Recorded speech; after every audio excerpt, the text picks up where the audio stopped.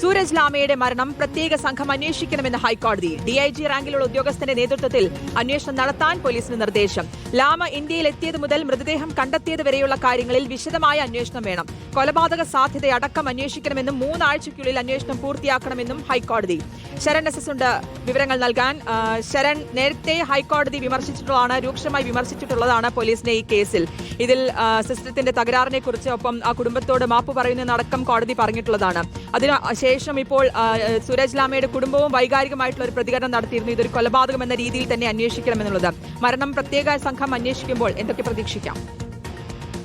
ശ്രുതി സൂചിപ്പിച്ചതുപോലെ തന്നെ, അതായത് നേരത്തെ വലിയ രീതിയിലുള്ള വിമർശനം കുടുംബത്തിന്റെ ഭാഗത്തു നിന്നും ഹൈക്കോടതിയുടെ ഭാഗത്തു നിന്നും ഉണ്ടാവുകയും ചെയ്തിരുന്നു. കുടുംബം ചൂണ്ടിക്കാട്ടിയത് ഇത് മരണമല്ല, മറിച്ച് കൊലപാതകമാണെന്നുള്ളതാണ്. അത്തരത്തിലുള്ള രൂക്ഷമായിട്ടുള്ള വിമർശനവും ആരോപണമൊക്കെ തന്നെ അവർ ഉന്നയിക്കുകയും ചെയ്തിരുന്നതാണ്. നേരത്തെ ഹൈക്കോടതിയും ഇതിന് സമാനമായ നിശ്ചിതമായിട്ടുള്ള വിമർശനം ഹൈക്കോടതിയുടെ ഭാഗത്തു നിന്നും ഉണ്ടായിരുന്നു. ഇത് സിസ്റ്റത്തിന്റെ പരാജയമെന്നുള്ള വിമർശനമൊക്കെ ഉണ്ടാവുകയും ചെയ്തിരുന്നതാണ്. അതിന് പിന്നാലെയാണ് കുടുംബത്തിന്റെ ഹർജി വീണ്ടും ഹൈക്കോടതി പരിഗണിച്ചത്. അപ്പോഴാണ് വിശദമായ അന്വേഷണം ഇക്കാര്യത്തിൽ ആവശ്യമാണെന്നുള്ള നിലപാട് ഹൈക്കോടതി സ്വീകരിച്ചത്. പ്രധാനമായും കുടുംബത്തിന് നീതി ലഭിക്കണം, അതിന് വിശദമായ അന്വേഷണം തന്നെ വേണം. പ്രത്യേക അന്വേഷണ സംഘം രൂപീകരിച്ചുള്ള അന്വേഷണമാണ് ഇവിടെ വേണ്ടത്. DIG റാങ്കിലുള്ള ഉദ്യോഗസ്ഥൻ അതിന് നേതൃത്വം നൽകണമെന്നുള്ള നിർദ്ദേശം കൂടിയാണ് കോടതിയുടെ ഭാഗത്ത് നിന്നുണ്ടായിരിക്കുന്നത്.